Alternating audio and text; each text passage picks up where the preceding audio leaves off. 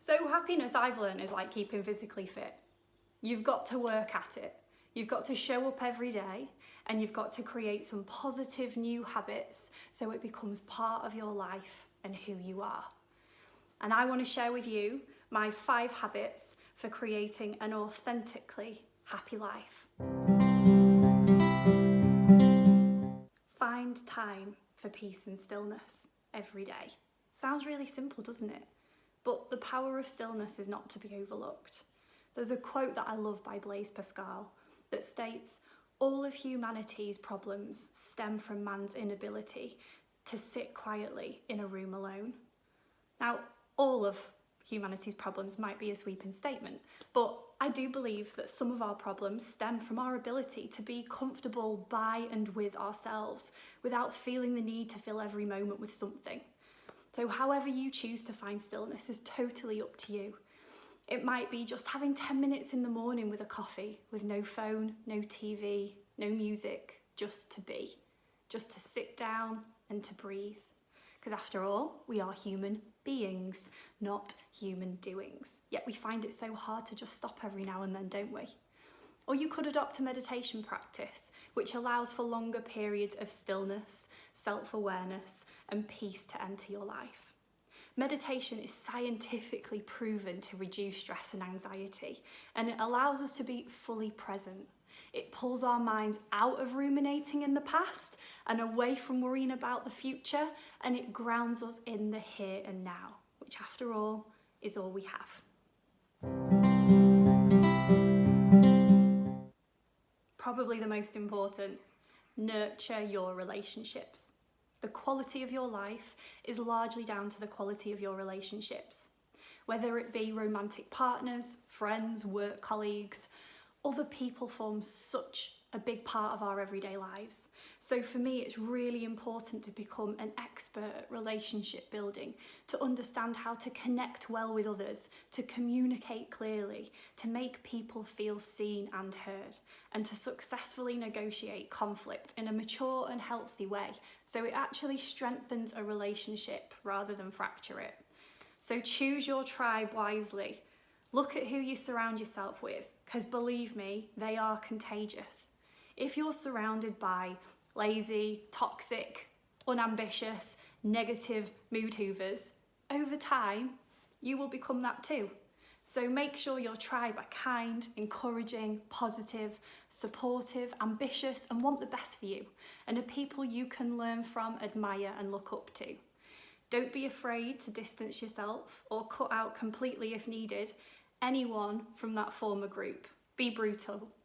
Cultivating an environment of love and support through your relationships uncovers and encourages deeper levels of self-belief. It improves your confidence. It increases your motivation to go after what you want from life, not to mention your overall feelings of happiness and fulfillment. So, are the relationships in your life thriving or surviving?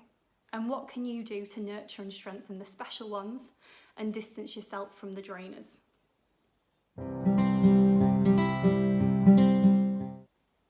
Adopt an attitude of gratitude. No matter how much gratitude you've sprinkled your life with already, never stop approaching its wonder and miracles. Find gratitude in every moment, no matter how hard. Gratitude helped me reframe some of my darkest, most hardest moments. I found the positives and the lessons in all the challenges that I overcame, and I no longer felt like the victim. I was back in the driving seat of my life and fully in control. Gratitude journaling is probably one of my absolute favourite practices, and I do it every single day. Science has shown that gratitude has the single greatest correlation with human well-being over any other character trait that we can embody. So if you take just one thing away from this video, it is to develop an attitude of gratitude. It's a game changer.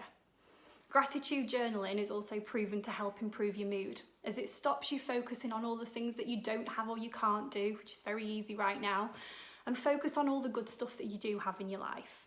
So I invite you now to either bring to mind or scribble down, if you've got a pen or paper, a few things that you can feel really grateful for in your life. Now, I normally try and do 5 as a minimum, but just as many as you can think of. There is always something to be grateful for, no matter how big or small. Examples for you might be your safe home, your warm, cosy bed, the food in your fridge, your family, your friends, your health, the very fact that you're woken up today and that your heart is beating and you're here now experiencing life. The fact you can access clean running water when so many people in this world don't have that luxury. Could be your strong body, your job, or the coffee you've had this morning, the sun that you felt on your face. When you bring those things to mind, really feel that feeling of gratitude in your heart. If you can think of more, go for it, amazing. But I'd encourage you to make gratitude a daily practice.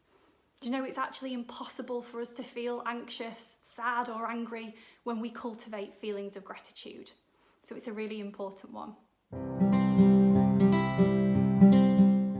Number 4 is stay true to yourself. Do some self-discovery. Who are you? But like, really, who are you? What do you value? What do you want to achieve from your life? What sets your soul on fire? What do you know in your bones? What do you want to be your legacy?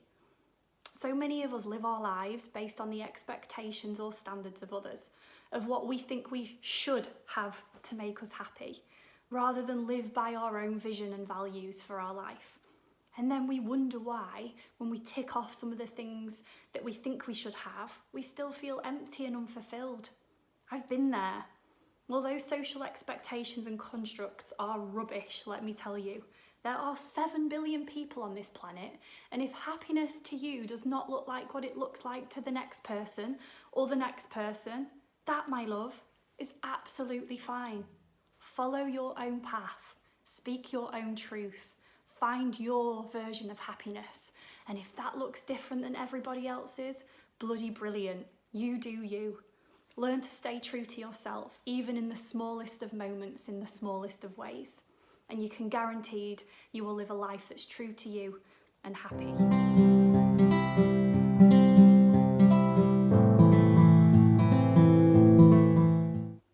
Some ways you can stay true to yourself. Firstly, understand your values.